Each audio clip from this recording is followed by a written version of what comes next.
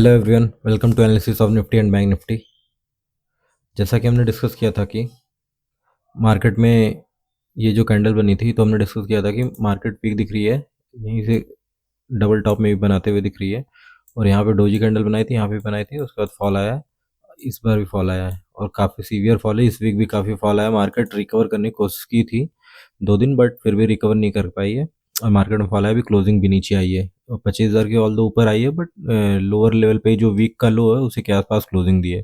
तो मार्केट का स्ट्रक्चर तो अभी काफ़ी वीक दिख रहा है। लग रहा है मार्केट में भी इसको भी टेस्ट करे एक बार, यहाँ तक भी आ सकती है।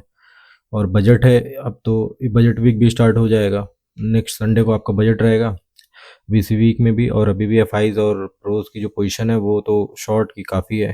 तो ऐसा लग रहा है कि इन लोगों को कोई उम्मीद नहीं है।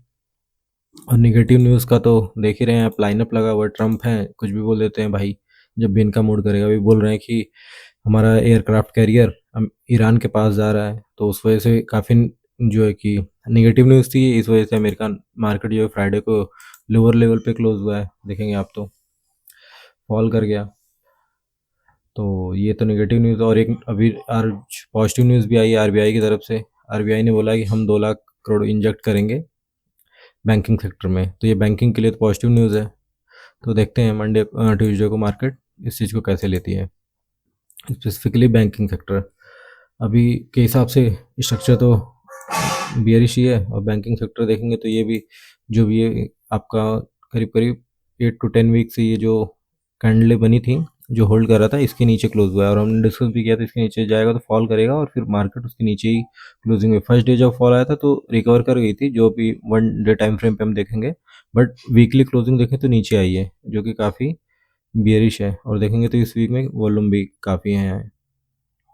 तो अभी की सेटअप देख के तो बियरिश लग रहा है। एक न्यूज़ पॉजिटिव आई, देखते हैं मार्केट रिकवर कर जाती है या फिर रेजिस्टेंस लेके फॉल करती है।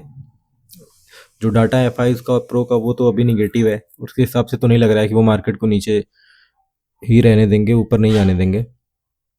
और अगर हम छोटे टाइम फ्रेम पे भी देखें, वनडे पे देख लें, तो वनडे पे जो ये फॉल आया था फर्स्ट डे, तो इस लेवल का जो मार्केट फॉल की थी, बैंक निफ्टी की बात कर रहा हूँ मैं, फॉल आया था तो रिकवर कर गई थी। ऑल दो रिट्रेसमेंट भी हम समझ सकते हैं कि हुआ था 59,000 तक, 59 क्या 59,500 तक हुआ था। उसके बाद फॉल आया और वीकली क्लोजिंग तो नीचे हुई। तो फर्दर देख के लग रहा है कि मे बी और नीचे जाए, या तो ये सपोर्ट होगा।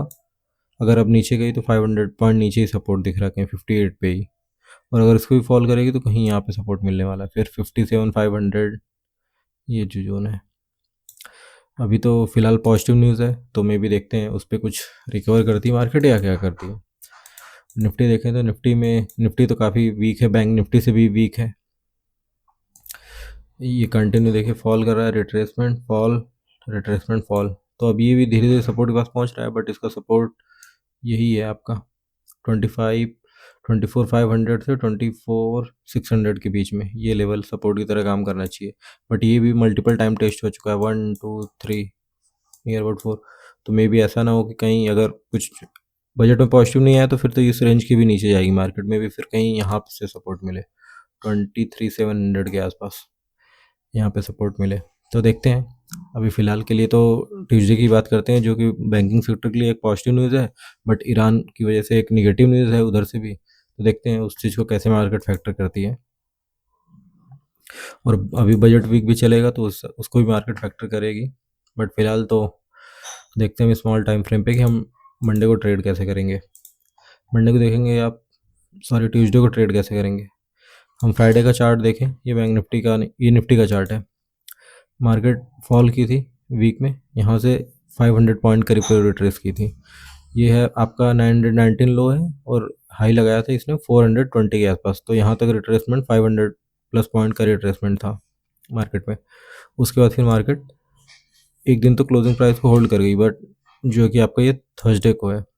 लेकिन फ्राइडे को मार्केट काफ़ी देर होल्ड करने की कोशिश की, बट इसको होल्ड नहीं कर पाई और मार्केट गिव अप कर दी। बट 25,000 को होल्ड तो की है। तो फर्दर देखते हैं। अभी एक न्यूज़ निगेटिव है, एक न्यूज़ पॉजिटिव है, तो देखते हैं मार्केट कहाँ ओपन होती है और आपका किधर का मूव आता है।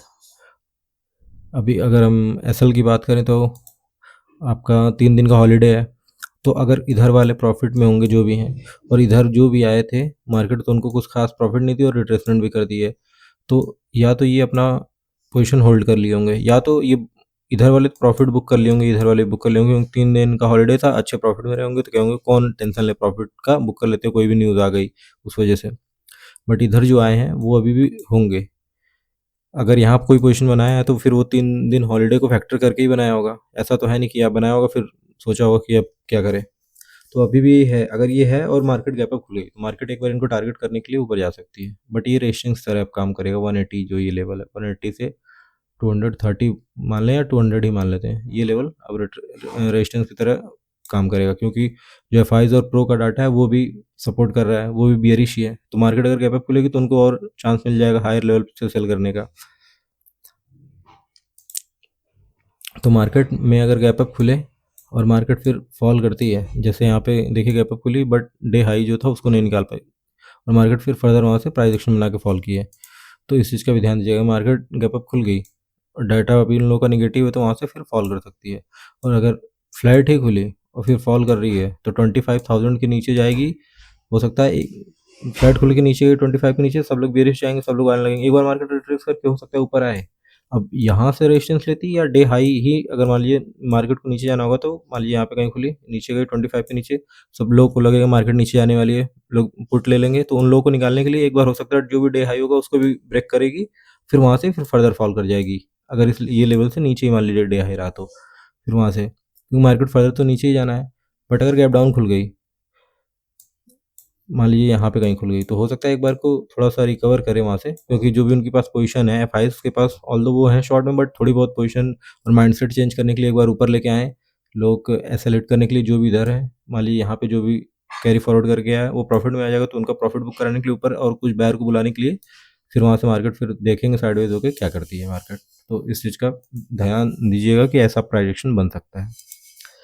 और बैंक निफ्टी देखें तो बैंक निफ्टी भी अपने लो लेवल पे ही क्लोजिंग आई, और ये काफ़ी वीक थी फ्राइडे को, अभी तक ऑल्दो अपने आप को होल्ड करी थी, बट देखेंगे आप तो निफ्टी स्ट्रांग था फ्राइडे को और बैंक निफ्टी वीक था। और अभी तो बैंक निफ्टी में पॉजिटिव न्यूज़ आई है कि 2 लाख करोड़ का उसमें इनफ्लो आएगा आरबीआई की तरफ से।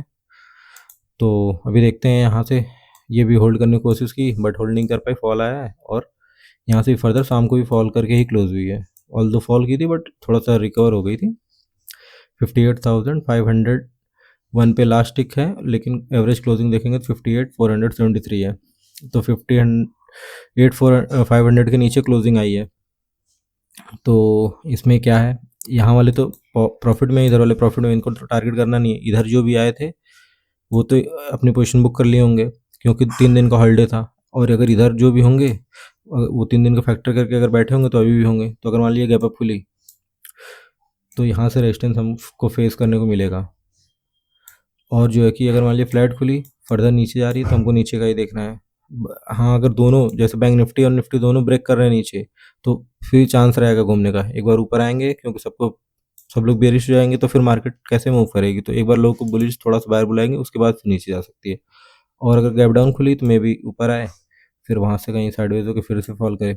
गैप अप खुल के अगर क्लोजिंग प्राइस या ये जो लेवल है इसको सस्टेन कर रही है मार्केट, होल्ड कर रही है, तो फिर आप जो है कि रुक जाइएगा, शॉर्ट नहीं करिएगा। क्या पता मार्केट आए यहाँ से क्लोजिंग प्राइस सपोर्ट लेके फिर से रिकवर कर जाए, क्योंकि मार्केट में पॉजिटिव न्यूज़ है एक दो, तो इस चीज़ का ध्यान दीजिएगा मार्केट में प्राइस एक्शन कैसा बन रहा है।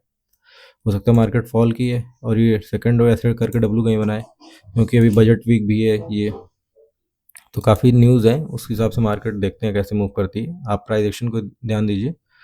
और अगर हम वीकली पे देखेंगे जितने भी मेजर स्टॉक्स हैं, जैसे HDFC है, देखिए कितना वीक है, जो भी ये था इसको फॉल कर गया और कंटिन्यू 3 वीक से रेडी कैंडल बना रहा है, और अभी सपोर्ट के पास तो है। एक्सिस देखेंगे तो ये ऑल टाइम हाई है। ICI देखेंगे तो ये भी इसको ब्रेक करने की कोशिश कर रहा है।